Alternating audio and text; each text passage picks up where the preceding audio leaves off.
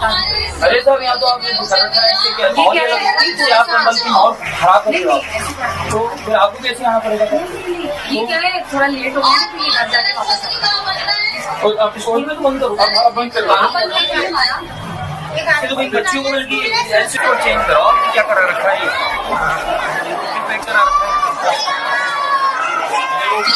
लोग देख सकते हैं। हम यहाँ जयपुर में सुभाष चौक पे आए हुए हैं।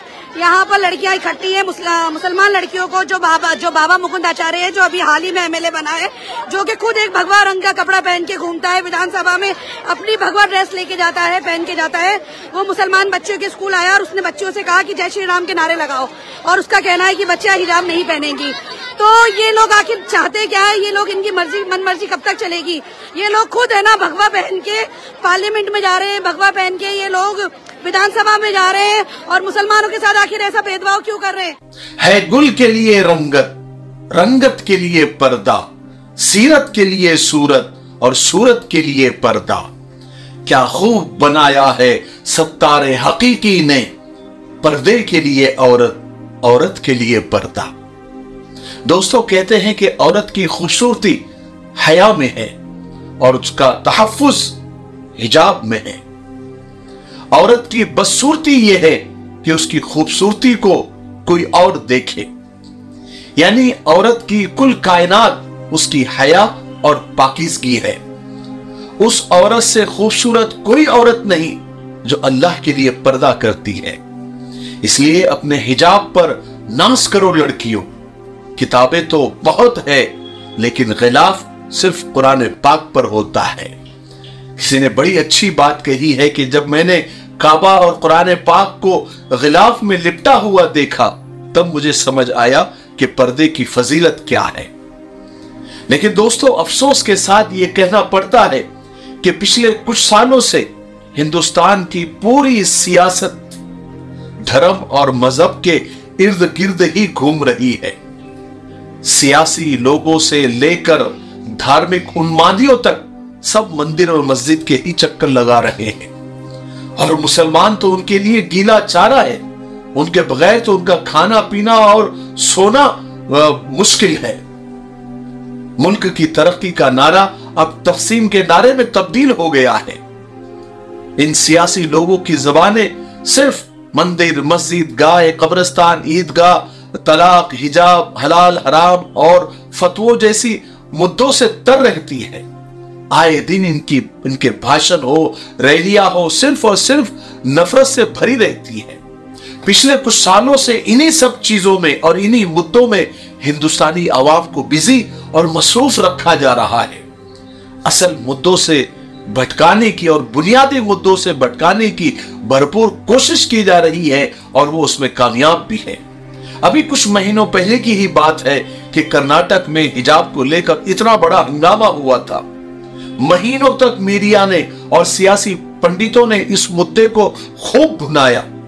2-4 महीनों तक लोग इसी पर बात करते रहे, लेकिन हुआ क्या? वहां की हुकूमत बदल गई। हुकूमत बदलते ही नई हुकूमत ने हिजाब के मामले पर वो सॉफ्ट हो गई। मुस्लिम लड़कियां हिजाब में स्कूल जाने आने लग गई। यानी 2-4 महीने जो लोग बिजी रहे, उसका नतीजा क्या रहा? सिफर।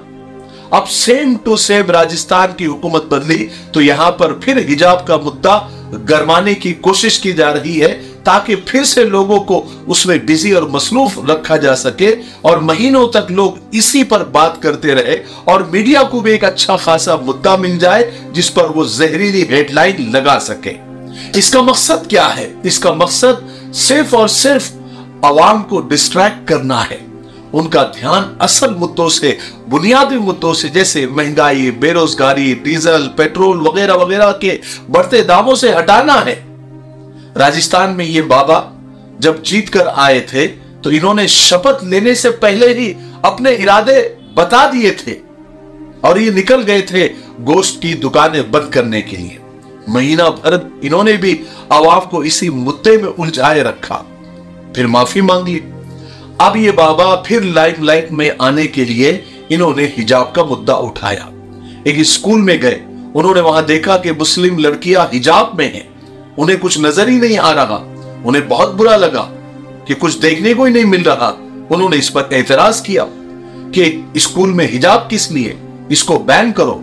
हालांकि वो खुद एक धार्मिक पोशाक में है, खुद साधु के लिबास में रहते हैं, और ये भी कहा जा रहा है कि जय श्री राम के नारे भी लगवाए, और ऐसे धार्मिक पोशाक में वो असेंबली भी जाते हैं, हर जगह इसी लिबास में रहते हैं, गधा भी उनके साथ रहता है। यानी उनका धार्मिक लिबास उनका अपना, वो हर जगह पहन कर जा सकते हैं।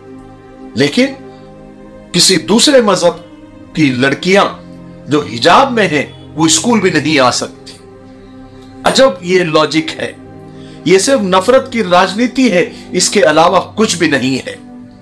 बाबा चूंकि विधायक बन गए हैं, उन्होंने स्कूल जाकर हालात पूछने चाहिए थे, तालीम के बारे में सवालात करने चाहिए थे, टीचर और बच्चों के मसाइल क्या है इस पर बात करनी चाहिए थी। लेकिन बाबा ने वहां जाकर हिजाब के नाम पर आग लगाई और वापस आ। लेकिन सलाम है राजस्थान की औरतों को, बहनों को, बेटियों को, जिंदादिल खवातीन को कि उन्होंने संविधान के दायरे में रहकर बाबा के खिलाफ मोर्चा खोल दिया।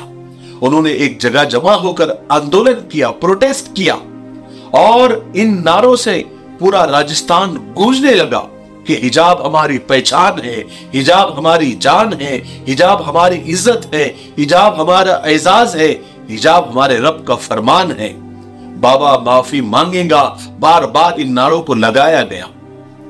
राजस्थान जयपुर की खवातीन को सलाम है, उन माओ, बहनों और बेटियों के जज्बे को सलाम है कि उन्होंने अपने ऊपर हो रहे साफ साफ जुल्म और नाइंसाफी के खिलाफ वक्त के फिरौन और नमरूदों के सामने उन्होंने आवाजें उठाई। अब इसका क्या हल निकलता है? हल निकलता है या इस मुद्दे को और गरमाया जाता है, ये तो देखने वाली बात होगी। लेकिन संवैधानिक तरीके से खवातीन अपने हक के लिए बाहर आई, आवाज उठाई और इरादा किया कि जब तक बाबा माफी नहीं मांगेगा ये आंदोलन चलता रहेगा। मुझे बहुत अच्छा लगा कि जो संविधान ने हक दिए हैं हमें प्रोटेस्ट करने के, अपनी आवाज उठाने के, वो वहां की खवातीन ने किया। इसीलिए मैं हमेशा कहा करता हूं कि ना हारना जरूरी है, ना जीतना जरूरी है, जिंदगी एक खेल है, खेलना जरूरी है।